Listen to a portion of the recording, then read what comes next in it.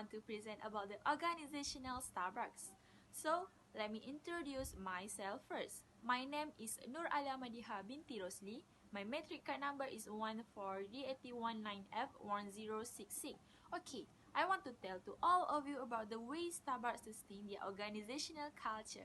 First is servant leadership. Maksudnya, Starbucks mempunyai pendekatan kepemimpinan yang mencirikan perbuatan atau tingkah laku budaya organisasi syarikat di kalangan pemimpin, termasuk pemimpin korporat dan pemimpin pasukan. Dalam pendekatan ini, pemimpin, pengurus dan penyelia sentiasa memberikan sokongan kepada pekerja bawahan untuk memastikan setiap pekerja berkembang di dalam syarikat. Syarikat menekankan pentingnya menjaga pekerja sebagai cara untuk memberi semangat kepada mereka dan kepuasan kepada pelanggan.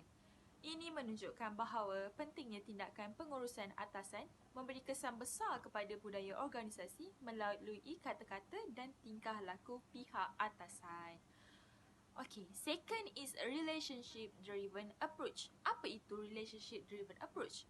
Maksudnya, Starbucks juga mempunyai budaya organisasi yang menyokong hubungan mesra. Contohnya, di kafe syarikat, barista mempamerkan ikatan antara satu sama lain. Ciri budaya korporat syarikat ini juga digunakan kepada pelanggan dan dilayan dengan mesra. Melalui penekanan budaya pada hubungan ini, Starbucks mengembangkan budaya kopi global yang mendorong permintaan pengguna untuk produk kopi khas syarikat. Next is the collaboration and communication. Budaya korporat Starbucks mendorong usaha melalui komunikasi yang berkesan. Contohnya, di kafe, barista berkomunikasi dengan jelas antara satu sama lain untuk memenuhi pesanan. Juga di Starbucks, mereka menunjukkan pentingnya sosialisasi kerana tidak kira seberapa baik pekerjaan yang dilakukan organisasi dalam merekrut dan memilih, pekerja baru juga memerlukan bantuan untuk menyesuaikan diri dengan budaya yang baharu. Bantuan itu adalah sosialisasi. Sosialisasi dapat membantu mengurangkan masalah yang banyak pekerja melaporkan bahawa pekerjaan baharu mereka berbeza dari yang diharapkan. Sebagai contoh, mereka berkolaborasi sebagai satu pasukan untuk membentuk proses pemenuhan pesanan menjadi efisien dan saling mengajar untuk membuat pesanan terbaik untuk pelanggan. Oleh itu, budaya organisasi Starbucks Corporation menyokong kecekapan dalam proses perniagaan yang menyumbang kepada kualiti perkhidmatan, pengalaman pelanggan yang positif dan keberkesanan kos perniagaan. Then, they have the openness characteristic. Apa itu openness? Iaitu openness, keterbukaan. Keterbukaan adalah ciri utama budaya organisasi Starbucks Coffee. Pada tahun-tahun awal syarikat, pekerja mempunyai budaya ketakutan ketika berbicara dengan pihak atasan mereka. Untuk mengatasi masalah ini, bekas Presiden Behar memperkenalkan forum terbuka untuk mendorong pekerja untuk bertanya dan berkomunikasi dengan atasan. Budaya keterbukaan berkembang dengan jayanya. Melalui ciri budaya ini, Starbucks memberi tenaga kepada pekerja dan memudahkan inovasi dalam pengembangan produk dan penyediaan perkhidmatan. So, dekat sini dia nak jelaskan, pekerja tidak lagi mempunyai perasaan takut-takut untuk bertanya kerana Starbucks telah mengamalkan sikap keterbukaan dalam syarikat mereka. Bagus bukan? Okay, the last way for Starbucks to sustain their organizational culture is inclusion and diversity. Starbucks mempunyai dasar anti-diskriminasi yang membentuk budaya organisasi. Dasar ini melarang sebarang bentuk diskriminasi berdasarkan jantina, bangsa, etnik, orientasi, seksual, agama, usia, latar belakang budaya, pengalaman hidup, pemikiran dan idea. Melalui ciri budaya korporat ini, Starbucks memudahkan perkongsian maklumat dan hubungan positif di kalangan pekerja, serta inovasi berdasarkan idea yang pelbagai. Kemudahan budaya ini menyokong motivasi bekerja dan membantu mengurangkan perolehan. Aspek budaya organisasi juga membuat pelanggan merasa dialu-alukan ke kafe Starbucks. B. How does a culture of openness develop as a result? Explain this statement with suitable examples. A culture of openness develops as a result. This statement is explained about openness is another major characteristic of Starbucks Coffee's organizational culture. In the company's early years, employees had a traditional and old-fashioned culture of fear in speaking up to their superiors. To address this issue, former President Bihar introduced open forums to encourage employees to ask questions and communicate with superiors. A culture of openness developed as a result. Through this cultural feature, Starbucks empowers employees and facilitates innovation in product development and service provision. Many employees have the fearless to speak up to their superiors. However, Starbucks encourages employees to communicate their questions and ideas with superiors. The managers are open to receive criticisms and new suggestions from their subordinates. This kind of effective communication and empowerment of employees foster the innovation within the organization. Okay, now I will answer question C. Okay, question C ni, what was the main key difference between Starbucks coffee with the others? Okay, the main key difference between Starbucks coffee with the others is the warm and friendly ambience in the coffee shop. It's part of the company cultural distinction from competitors, which include Dunkin' Donuts and McDonald's McCafe. In addition to with 2 register and a full staff, Starbucks can churn through 220 customer per hour. So means dia kat Starbucks ni dia boleh layan dia punya customer 220 orang dalam 1 jam. Sangat cepat. Itu yang amat mengagumkan dekat dalam Starbucks ni. Okay, second, the firm uses its corporate culture as a distinction in the coffee house chain market. Starbucks Coffee's organizational culture is a culture of belonging, inclusion, and diversity. The combination of the company's key cultural characteristics is unique and specific to the nature of the coffee house chain business.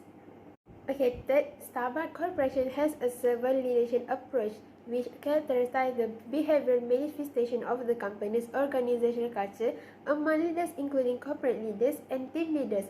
In this approach, leaders, managers, and supervisors emphasize support for a subordinate to ensure that every employee grows in the company.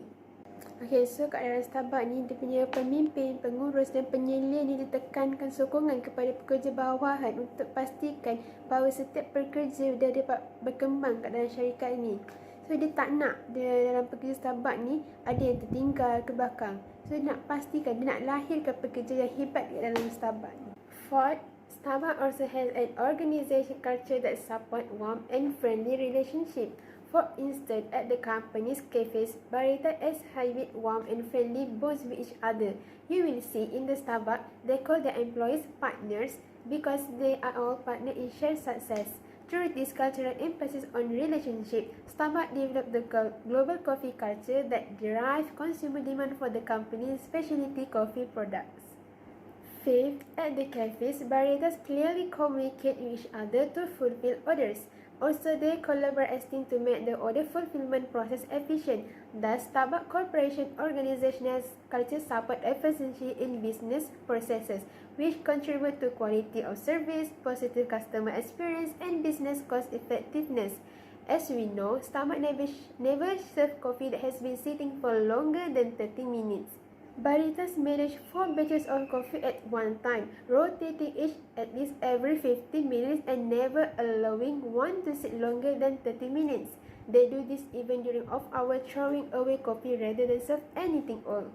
They also follow a time regarding for iced coffee, iced tea, and pastries to ensure that everything tastes fresh.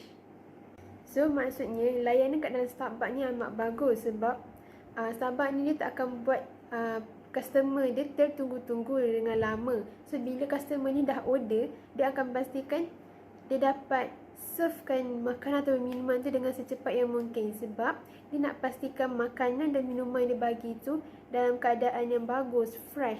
So, Starbucks ni dia amat jaga dia punya customer. Dia bagi layanan yang baik supaya dapat attract customer ni datang lagi.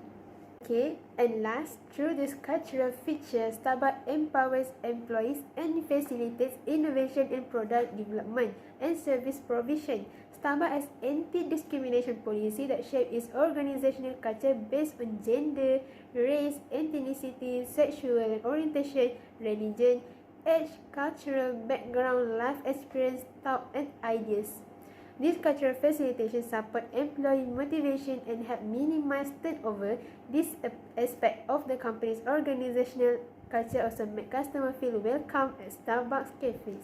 Ni kat dalam Starbucks ni dia ada dasar anti diskriminasi yang membentuk budaya organisasi yang berdasarkan jantina, bangsa, etnik, dan agama.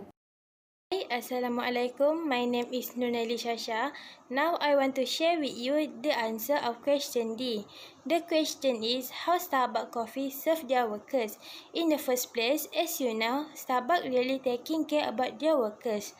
They are also give a good serve like having a bonding time with higher up, be nice when talking, and also not use harsh word when workers doing some little mistake.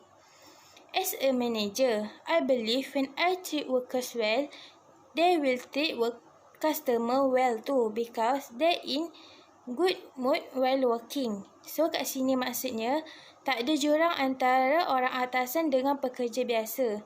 Bukan bermaksud hilang rasa hormat, tapi dia orang punya bonding tu kuat. Lepas tu, orang atasan ni sentiasa layan pekerja elok-elok. Contohnya kalau pekerja buat kesalahan sikit, kecil, mereka sebagai orang atasan tegur dengan cara baik. Kita sebagai manager percaya bila kita layan pekerja dengan baik, kita akan mengharapkan benda yang sama, iaitu pekerja layan customer dengan baik juga. As a result, Starbucks gets a good review and feedback from customer. And of course, they will come again and ask their friend to go buy at Starbucks. At this point, the Starbucks become popular and they can open new branch in other area. Bila dah dapat review yang elok, orang suka, orang ramai datang, berita baik tentang Starbucks pun dah tersebar, maka Starbucks ni akan menjadi terkenal. Dan masa ni lah, diorang boleh buka cawangan baru untuk kembangkan lagi perniagaan diorang. Second point is about the salary. As a workers, literally, the longer you work, the higher your salary. Makin lama kamu bekerja dekat syarikat yang sama, makin tinggi gaji kamu yang akan dapat. The workers also got a allowance like meal allowance, vehicle fuel allowance, and many more per month. This type of allowance can save their budget and salary. Starbucks sangat-sangat menjaga kebajikan pekerja. Sebagai contoh, pekerja ni semua setiap bulan akan dapat macam-macam allowance. Seperti allowance makan, allowance minyak kenderaan, benda-benda macam ni lah yang akan jimatkan lagi perbelanjaan diorang. Not just allowance, they also got extra paid per hour if they do overtime work. They have no barrier if they want to do overtime work because they are served with a good environment while working at Starbucks. Kiranya tak ada halangan pun untuk diorang bekerja lebih masa kerana pekerja-pekerja Starbucks ni semua telah disajikan dengan persekitaran yang baik ketika bekerja. To conclude, the turnover rate will be declining as they are comfortable working at Starbucks. They also believe that it is not easy to get a job with good environment, reasonable salary, many benefit, and the most important thing is having a good manager. Sebab kita semua tahu bahawa tak senang nak dapat pekerjaan yang mempunyai persekitaran yang baik, gaji berpatutan serta orang atasan yang rapat dengan kita. Kadang gaji tinggi tapi persekitaran tak selesa. Bila persekitaran dah selesa, gaji pula tak munasabah, gaji terlampau sedikit, terlampau rendah dan sebagainya. Perkara-perkara macam itulah yang akan buatkan pekerja tak kerja lama dekat sebuah syarikat tu. Maka, bila Starbucks ni sangat-sangat jaga pekerja dari segi semua aspek, kadar tukar ganti pekerja dekat Starbucks ni akan menurun kerana pekerja semua selesa bekerja di Starbucks. Okay, that's all. Thank you. Okay, next question is E. If you are a Starbucks employee, are you satisfied working with Starbucks? Why? I'm satisfied if I working with Starbucks because first, the way cafe employees work with each other. Based on my research, these are a basic behavior piece for Starbucks employee in what they call the 5 way of being. Maksudnya ada 5 benda yang ada kat dalam diri diorang sebagai employee. First, they are be welcoming. Second, be knowledgeable. Third, be genius. I love this one because mereka tak payah jadi pura-pura. Mereka akan jadi diri sendiri diorang. So senanglah diorang nak buat kerja. Fourth, be considerate. And 5, be involved. They link all of behavior to this and link actions for coaching and origination process. And honestly, I love the ideas and work points this create, and they are still use this to this day in their interactions and reminders. If we have a good teammate, it can help us and all the work will be easy. That's why someone will be happy when we have a very helpful group. So, dekat dalam Starbucks, mereka dah gunakan 5 benda ni. So, benda akan jadi mudah. Okay, the second point why I love working at Starbucks because the way organization treat their employees. Based on my research, their leaders and supervisor provide support for subordinate to ensure that every employees grow in the company. So that in this case, their manager and supervisor they will take care of the employee by caring at their employees in the way that they always give the generals and at their employees every day. Through this culture features, Starbucks empowers employee and facilitates innovation in product development and service positions.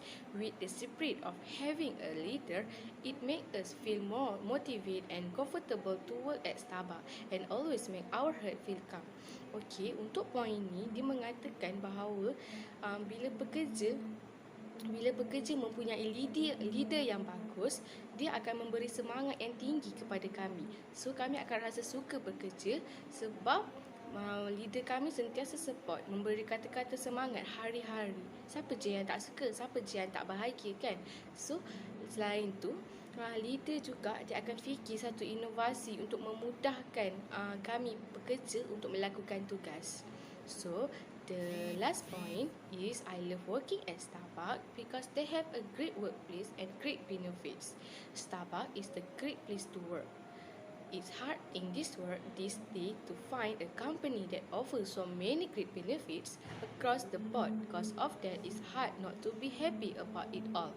Okay, untuk poin ni dia bagi tahu bahawa saya tahu Starbucks ni dia adalah tempat yang bagus untuk kami bekerja. Sebab apa? Sebab dia mempunyai kafe dia ada aircon and besar. So untuk bekerja kami melakukan pekerjaan kami melayan customer dengan keadaan yang selesa, dengan keadaan yang nyaman.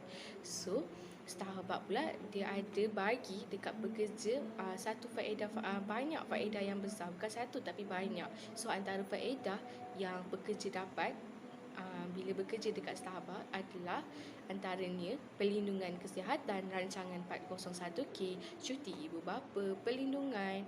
So disebabkan faedah-faedah ni lah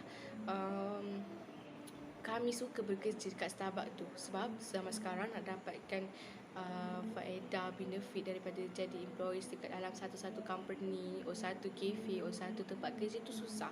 So Starbucks ni beri kepada kami. That's why lah ramai orang suka dekat kerja. Ramai orang suka kerja di Starbucks ni, termasuklah saya kalau saya jadi bekerja Starbucks. Okay, thank you for watching our video, and that's all from my group. I hope Encik Ame and other classmates enjoy it. Sorry for any mistake that we're doing from the presentation. And if you guys have any comment or any question, you guys can leave the question on the session comment below. Thank you. Bye-bye.